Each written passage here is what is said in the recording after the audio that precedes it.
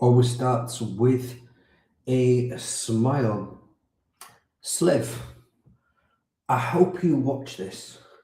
I hope there's a clear separation between somebody who understands what the Bible is compared to someone who regurgitates the Bible. Now, I think you called out Mauler for a debate on the Eucharist.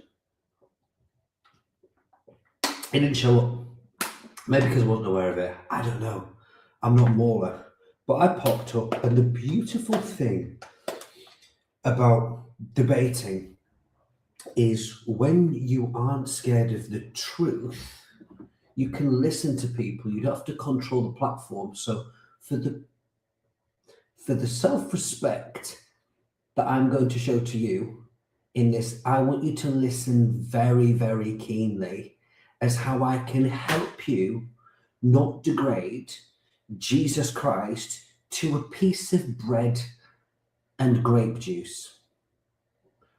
The problem that you had, Sliv, this great theologian, is you've actually maybe come out of retirement for realizing how stupid the arguments, God bless you, Lydia, for how stupid and low tier the Protestant and Catholic arguments for the Eucharist.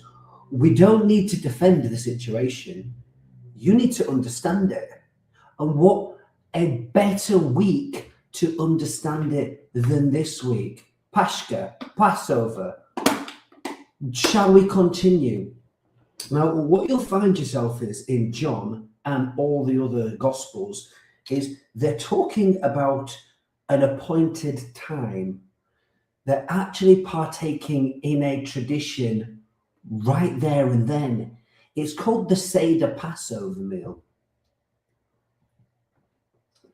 Now, the reason they have said tradition and said appointed time, I'm going to go into it in such detail that any rebuttal, excuse me if you feel that I'm on my high horse, but the level of intellect and understanding that you have of the Bible, but the kind of authority that you thought you were speaking from is repulsive. So what I'm going to do, I'm going to put you in your place with the best breakdown of what is actually happening that you have heard.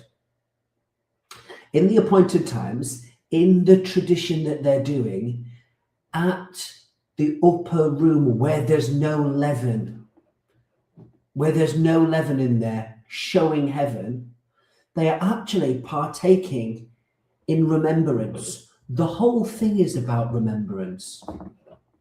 They have 4 cups of wine there. 4 cups of wine. But you know that, don't you? Because the Catholic Church makes sure that you understand the context of the Bible. But as we're in Passover, I'm going to break it down for Christians to understand a Jewish tradition that was lasting for 2,000 years. That the appointed times that the Jews just do dress rehearsals, and then Christ, Yahweh in the Old Testament, fulfills them. You have 4 cups. The first 2 cups, guess what they're doing here? Guess what they're doing? They're taking that wine in remembrance of what Yahweh has already achieved on the cross. So when you say this wine is Jesus's blood, you have no concept of the situation. You have no concept of the purpose of this tradition. For had you understood it, you would never make such a stupid remark. You need to take the Eucharist. I don't even know where the word Eucharist comes from, mate. Never read it in my Bible. The first one that they're taking in remembrance, let me break it down. This is how easy it is. Yeah? 4 cups Passover. The 4 cups of Passover, they are as follows. For the 4 cups, I shall lift up the cup of salvation and call upon the name of the Lord. The cup of sanctification, I will bring you out. Exodus 6:6. The cup of deliverance, I will deliver you. Exodus 6:6. 6. They're the first 2 cups. They're the first 2 cups that they drink of. And guess why they take them in the Seder Passover meal? To remember what God has already done. And when Christ says this cup, he's pointing out the 3rd cup, which hasn't been revealed as to its purpose, is the new covenant made in his blood, which will happen tomorrow. Because he's talking about a sign, and the signs are given to the Jews, and a sign comes before the event. So this cup, as opposed to the other 2 cups for 2,000 years that have been associated with remembrance, will also be associated with remembrance. You absolute clot. Sorry about that. You had to see the debate that we had. The cup of redemption. What cup do you reckon the 3rd cup is? What, out of all 4 cups, what cup do you reckon the cup is? This cup. He redeemed us with his blood? Or did he save them in the Old Testament with a cup? Was that what he did? Was that what he did? Oh, Adam, you're kind of getting it all wrong. Well, let's add another layer so you understand the Bible. Let's say that Jesus' entire ministry was a picture of the Galilean wedding. Let's just pretend that the whole Bible is a love story about God and his bride, and him coming to be united with his bride. Let's just pretend that's the actual theme of the Bible. And Jesus, the first miracle he did was at Canaan, turning water to wine. Let's wink, nudge, nudge. And let's pretend that the Galilean wedding is a picture of Christ. And when they make a covenant with the wine, the husband makes a proposal. The wife accepts the proposal publicly. Maybe that's a picture of baptism. Public declaration, expressing an outward reality. The water testifying outwardly, the blood testifying upwardly, the spirit testifying inwardly. Because there's 3 that bear record on earth. But you know that one, don't you? Because you understand the Bible, Silv. And there's low tier and there's mid tier and you're going to be in tears. I'd love a rebuttal for this one as well. It'd be incredible to see if you understand it. So when the groom is making a proposal, he drinks of the wine. He makes a covenant. And then he goes to his father's house to prepare a place for you. And he says he will not drink of the fruit of the vine until we are with him, or the bride is with him. Which nudge. So that's the 4th cup. When Jesus says, I will not drink of this, he's talking about the 4th cup. The first 2 cups about remembrance. The grape juice that I drink, or the wine when I'm at home, the grape juice that I drink is in remembrance, because all the traditions and all the appointed times are done prophetically. And then when they happen, you still continue them in remembrance. It's a 4-part fulfillment. That's actually taken in remembrance. But the problem that you think, King Silv, is you think that Jesus Christ separated himself into the bread. This is my body. But Jesus is stood there. This is my body. And when he says this is my body, you thought it was one-prong attack. No. Come a little closer, bro. This is my body. He's actually, you didn't want me to speak because you knew you were cooked. This is mat sauce in his hand. I grew up eating it. It's pierced and striped. Oh, and the next day, Jesus is... You read the Bible, haven't you? Not just church fathers waffling on and contradicting each other. You actually read the text, don't you? And you understand what the Mishnah, the writings of the Jews at the time explaining these kind of things. The Midrash. Yeah? The early church fathers talking about this kind of stuff. To understand the Jewish context. You sure? Okay, just checking. So when he's saying this cup, he's showing that they remember the first 2 cups, and he's about to reveal what this tradition is, why they've been doing it for thousands of years. And how you even know a little bit further, my friend, I want you to listen, is I think it's the most beautiful thing. I want to speak to Christians from the heart here. I think it's the most beautiful tradition the Jews do because it shows that it is enough. They say, if you would have taken us out of Egypt, it would have been enough. And then the next person at the table repeats what you said and then adds the next story of the Israelites coming out of Egypt. If you'd have taken us out of Egypt and opened the sea, it would have been enough. And then the next thing, if you'd have given us the lands, however it continues, that story of the Jews, they have a remembrance of God taking them out of Egypt through the Exodus, showing that they remember and then saying it would have been enough. So this entire thing is about remembering the history and then revealing what the third cup is, that you drink it in remembrance.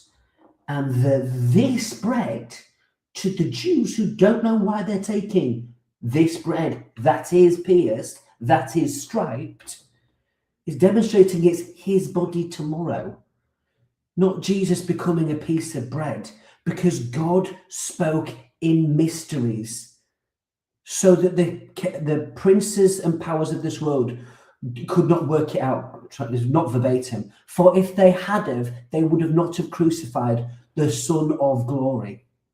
So it was spoken in a mystery until tomorrow, till he won the game, completed it, mate. Yeah. So does that make a little bit more sense now? And the blood. What do you think the blood is? What do you think the grape is? Do you think that Jesus?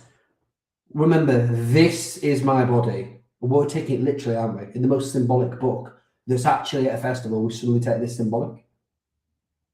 Yeah? Okay, follow me. So now Jesus split himself. He's two things. He's now the bread in his own hand. He's just split himself. Cool. And now he's the blood in this hand, this cup, this covenant. Yeah? This is the new covenant. Is a cup a physical covenant?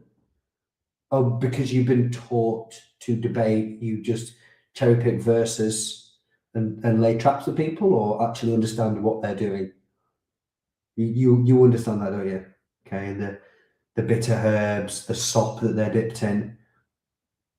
But I can show you a fulfillment. You thought that we'd started cooking. We haven't. So this cup, now Jesus is breaking the law by drinking blood, by drinking his own blood. This is my blood. So Jesus drinks his own blood. Does that make sense? Now, when we have a fulfillment, it's very interesting. When the thing isn't there, it doesn't need representing. Because the blood and the bread hasn't happened yet. It hasn't been pierced and striped. And it hasn't been shed for the remission of sins. But what's very interesting, Kingsley, and the Catholic Church verbatim, is what you would have realised is if you study this tradition, there's no lamb mentioned. Behold the lamb that take away the sins of the world. Because Jesus is sat there and he doesn't need the lamb to be there. Because the lamb was pointing to him and now he's there. But the blood hasn't been shed and the bread hasn't been shed. And he's identifying that he is going to do that. He is going to fulfill those things. And you should remember it. So if we were to reenact the Passover meal, when the Jews go through, if you'd have taken us out of Egypt, it would have been enough. Going through remembrance of the two previous cups, identifying the 4 cups. Yeah. We could add that you paid for our sins, it would have been enough. And do you know what, Silv? And to the Catholic Church, it was enough. That's when it was finished, past, present, and future. And you, through the manipulation of not understanding or lying, being a satanic institution, the whole purpose of that tradition that spanned 3 events, Exodus 6:6, John, whatever verse it's in, and then what, the marriage supper of the Lamb? I will not drink of this cup or the fruit of the vine until then, until we're with him, married in union.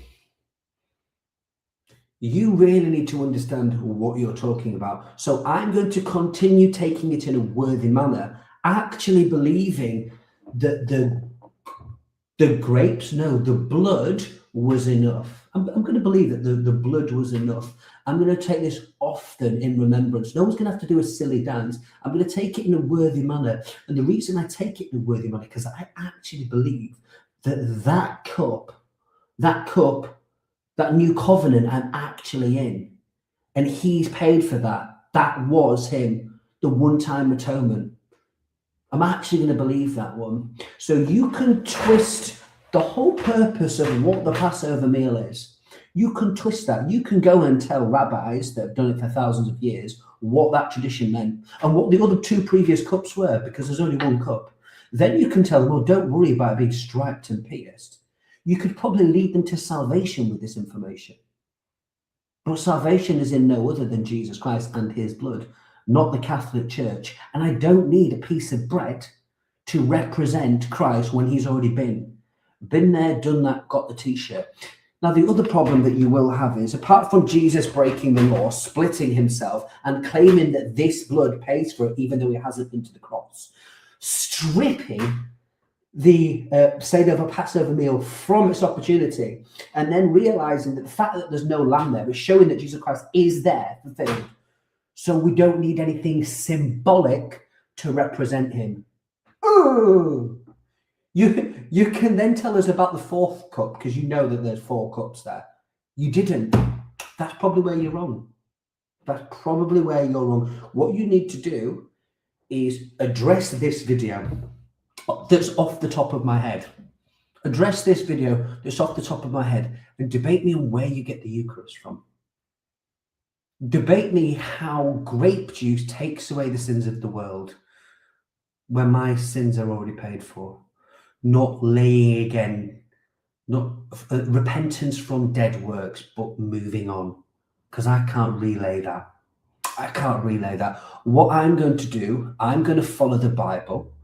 What I'm going to do is not allow stupid Protestants and stupid Catholics have a low-tier argument on what the Eucharist is, rather than expound it to the whole tradition that ran thousands of years, show the prophetic fulfillments happening there, and show how the other 2 cups were all about remembrance and the traditions of the remembrance, and how that 3rd cup is now remembrance. Because it all pointed to one event. And you re-crucify the Son of God and put him to open shame, according to Scripture, which you can't do, by the way.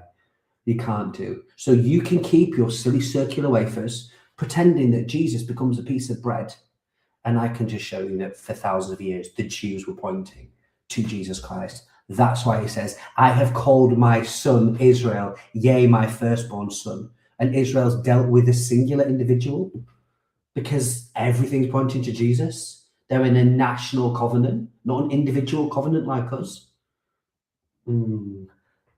So, King Slivs, it's been an absolute pleasure. I pray you make a rebuttal video on this that actually goes into detail, and you can bring your church fathers, and I'll laugh when their level is just daif, and you can show everybody the video where you drop people, because people don't hate reproof. People don't hate correction when they have the truth. And the truth is not subjective. Jesus Christ is enough. You have no idea what you're talking about. Start reading the Bible. Stop dipping into the Quran as much. You have a great day.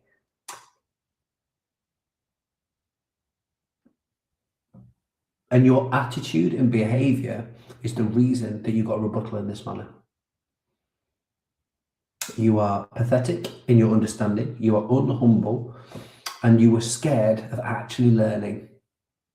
And if you want to go debate Mauler, or you want to go debate anybody on the Eucharist, go for it. Low tier. And you need the 2 elements, don't you? You need the 2 elements, wheat and wine. How is it possible to get those elements? When did wheat get into the world to spread beyond the breadbasket? When did grapes travel around the world with refrigeration and transport and planes and trains? When do you reckon that was possible for you to actually do that one? Do you not think it might be symbolic? Do you think everything's symbolic and Jesus Christ is the fulfillment? That would be a very simple way to understand the Bible. I'm going to stick with that interpretation. My God isn't unleavened bread. My God's living inside of me. I hope that yours is as well. God bless you. Guys, if you want to rewind this one, you rewind it. King Slivs is low tier. Very, very low tier. Very, very low tier on understanding what the Eucharist is. It's not the Eucharist. It's a piece of bread. If you want to take rice cakes, take rice cakes. Just remember what Jesus Christ did. Just remember what he did. There's only two traditions passed on by the apostles. It was baptism, an outward showing of an inward reality, and communion. Take it often. If you don't have bread, take anything. If you don't have wine, take anything. The thing is to remember God. The thing is to remember God and not put him into a piece of bread that a man in a silly hat says he can turn into God. It's satanic at the best, and it shows how void of hermeneutics the Catholic Church is to understand what is actually happening. I did this off the top of my head. There's no such thing as a Eucharist, mate. It's communion. It's a remembrance. It's literally, it's the Passover meal. It's the third cup. Jesus Christ is saying that he's going to fulfill this. And the other two cups you took in remembrance. If you actually want to destroy the Eucharistic argument, just go ask what are the Jews called? A Messianic Jew. Go ask a Messianic Jew what the first two cups mean. And when the third cup comes along, and he says, they'll tell you, hey, that was what he did the day after. Do you remember when Jesus said, if this cup can pass from me the next day? What do you think he's talking about? The next day he's there. If this cup can pass from me, yea, not my will, but your will be done. How stupid do you have to believe to have this low tier argument? I'm telling you, listen, Slips, you will never have the bottle to debate me. You wouldn't have the kahunas. You, William Albrecht on the cannon, cooked all his bros. They won't step to the stage. They know it. That's why they run. Slips, talking, all that. Yeah, all that. Oh, you chat. You got me out of retirement today, mate. You woke up the dragon, and I'm going to prove just how low tier these people are. Low tier. I'm going to bring receipts for every single thing that I speak of. And you can bring dead men's opinions who show how low tier they are as well. Cool. Anyway, you have a great day. To God be the glory. And this is a formal challenge to King's Lives. Me and you, Eucharist debate any channel off the top of my dome. You cooked. Pussy. Sorry about that. Take care. Bye. And I apologize for my attitude, but the way that he spoke to me when I was on his channel and being kicked off, and the low-level tactics that these Catholics use to filibuster and everything, it's not about what you say, it's about your actions. It's about your actions. And you lied to thousands of people, and you would have gotten drenched then and there. If not, come debate me, bro. I'll message JP. JP will message you. We'll set this up. Don't run.